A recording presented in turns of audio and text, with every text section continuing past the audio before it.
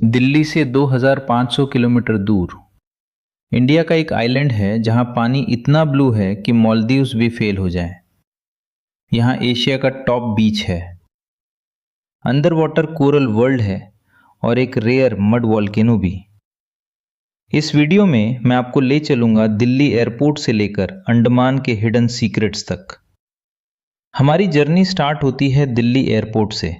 सुबह की फ्लाइट थी, एक्साइटमेंट भी था और क्यूरियोसिटी भी, क्योंकि अंडमान सिर्फ एक टूरिस्ट डेस्टिनेशन नहीं है, ये हिस्ट्री, नेचर और एडवेंचर का परफेक्ट मिक्स है।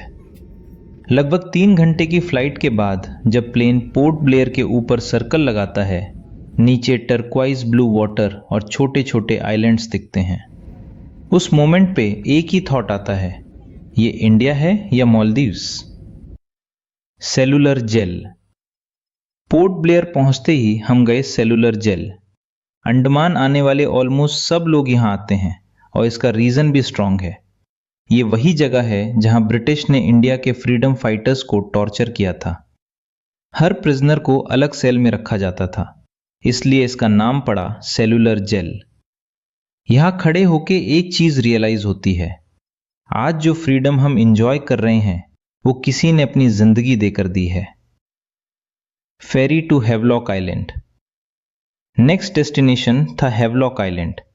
यहां जाने के लिए हमने प्राइवेट फेरी ली। अंडमान में फेरी राइड खुद एक एक्सपीरियंस है। सी के बीच ट्रेवल करते वक्त सिर्फ ब्लू वाटर और स्मॉल आइलैंड्स दिखते हैं, और ऑनेस्टली वो व्यू लाइफ में एक बार जरूर देखना चाहिए। Scooter life on Havelock.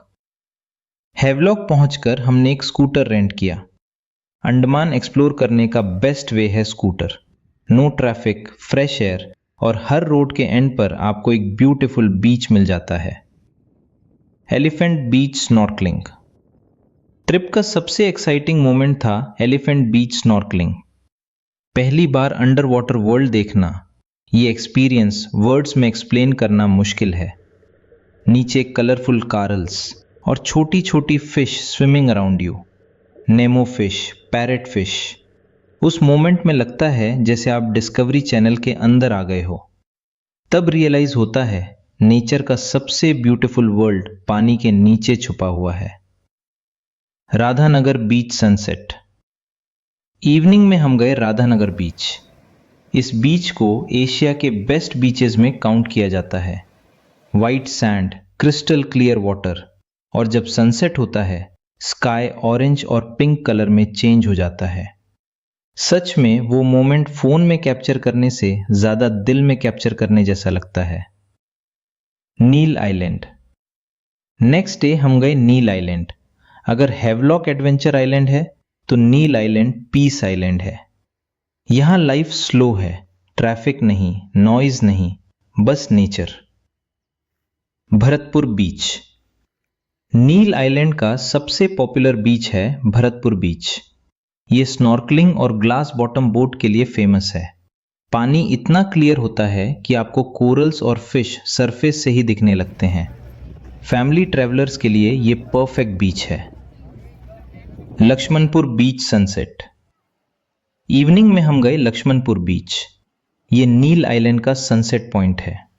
यहाँ का सनसेट बहुत यूनिक होता है। लो टाइड में बीच बहुत वाइड हो जाता है और रॉक्स और कोरल स्ट्रक्चर्स बाहर आ जाते हैं, और सनसेट के टाइम पूरा स्काई गोल्डन हो जाता है। सीतापुर बीच सनराइज। नेक्स्ट मॉर्निंग हम गए सीतापुर बीच। इस बीच को सनराइज बीच भी बोलते हैं।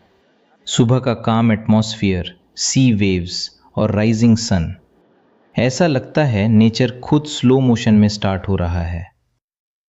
Baratang island adventure final surprise.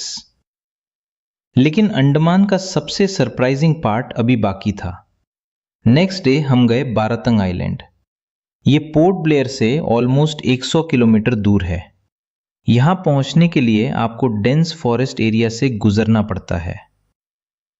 Mangrove forest boat ride.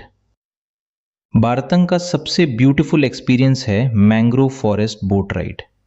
Boat एक नैरो वाटर चैनल से गुजारती है, दोनों तरफ मैंग्रोव ट्रीज, और ऐसा लगता है जैसे आप किसी जंगल डॉक्यूमेंट्री में आ गए हो। लाइमस्टोन केव। मैंग्रोव फॉरेस्ट के बाद हम पहुंचे लाइमस्टोन केव। ये केव्स थाउजेंड्स ऑफ ईयर्स में बनी है। स्टोन फॉर्मेशंस देखकर लगता है नेचर भी एक अमेजिंग आर्टिस्ट है। Mud volcano. बारातंग का लास्ट सरप्राइज था मड वॉल्केनो। ये दुनिया के रेयर वॉल्केनो टाइप्स में से एक है। ये लावा नहीं निकलता, बल्कि स्लोली मड बबल्स बाहर आते हैं। अर्थ के अंदर चल रही नेचुरल फोर्सेस का ये एक रेयर एग्जाम्पल है। इस पूरी अंडमान जर्नी ने मुझे एक इंपॉर्टेंट लेसन दिया।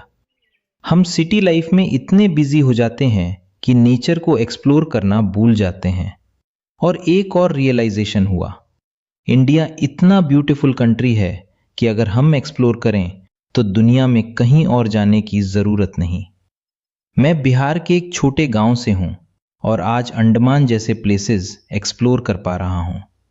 इसलिए एक बात याद रखो, सपने गांव में भी शुरू होते हैं और दुनिया तक पहुंच सकते हैं। Thanks for watching. Please like and subscribe my channel.